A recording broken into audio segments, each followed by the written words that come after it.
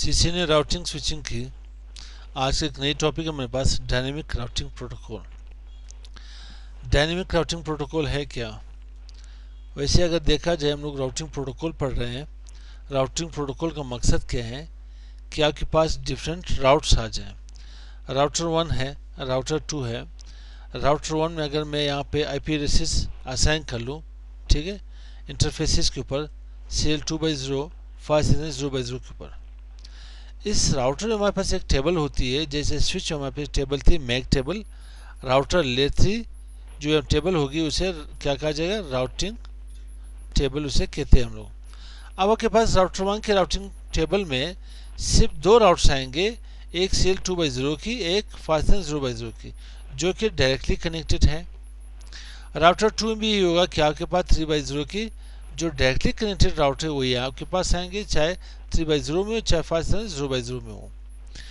अब ये आप लोगों को देखना है कि राउटर 2 में मेरे पास राउटर 1 में राउटर 2 की जो लैंक जो यहाँ पे सबनेट है वो मुझे चाहिए। तो स्टैटिक में क्या करते थे कि हम लोग मैनुअली यहाँ पे डिफाइन करते थे आईपी राउट, डेस्टिनेशन एड्रेस देते थे, उसके सबनेट मास्क यहाँ पे दे देते थे।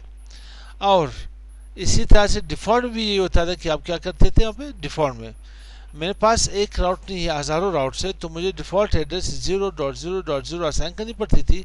इसकी वाइल्ड कार्ड मास्क या जिसकी सबनेट मास्क जो थी मेरे पास 0.0.0 आती थी। कोई से भी सबनेट मास्क हो सकता है, मगर डायनेमिक यूँ नहीं। डायनेमिक में क्या करोगे कि आप अपने इंटरफेसेस को एडवर्टाइज करोगे जो आपके पास डायरेक्टली कनेक्टेड है। आप उन्हीं से यहाँ पे वो करें, एडवर्टाइज कर ले, तो ये यहाँ पे क्या करेगी। अब यहाँ पे इसके नाइबरशिप कैसे बनेगी? डायनेमिक में सिर्फ आपको ये चेक करना पड़ेगा, जो दो राउटर कनेक्टेड है, पॉइंट टू पॉइंट कनेक्ट है, इसमें राउटिंग प्रोटोकॉल सेम होनी चाहिए। क्या? यहाँ पे राउटिंग जो प्रोटोकॉल होगी वो सेम होनी चाहिए। राउटिंग प्रोटोकॉल सेम होनी चाहिए।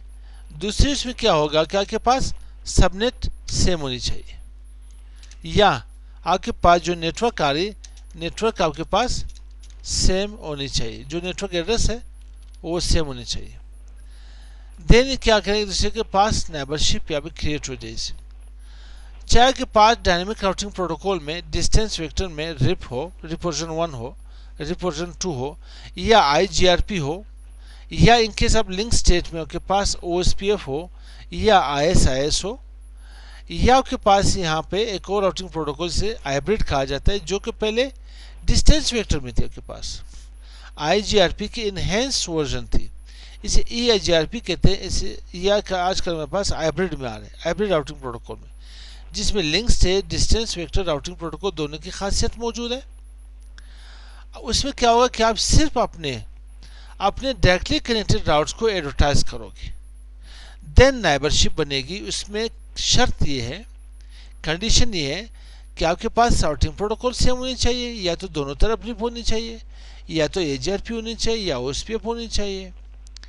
और दूसरी क्या है, सबनेट सेम होनी चाहिए। सबनेट अगर ये आ रही कि 1.1.1.1/30 आ रही, इस सेट पे ऐसा ना हो कि यहाँ पे 2.2.2.2 आ जाए यहाँ पे, क्योंकि आपके पास नेटवर्क चेंज हो जाएगी, सबनेट चेंज हो जाएगी। अगर चेंज हुई तो फिर ये आपस में रिलेशनशिप क्रिएट नहीं कर सकता, नाइबरशिप कभी भी क्रिएट नहीं होगी। तो सिर्फ डायनेमिक राउटिंग प्रोटोकॉल में ये एक चीज़ यहाँ पे देख ले, सीख लेने। तो नेक्स्ट टॉपिक इंशाल्लाह हम लोग जाके रिप के ऊपर काम करेंगे कि रिप में हमारे पास first dynamic routing protocol distance vector में रिप को हम लोग जाके डिस्कस करेंगे, जो कि राउटिंग इंफॉर्मेशन प्रोटोकॉल कहलाती है। इसमें 2 वर्जन हम लोग पढ़ेंगे।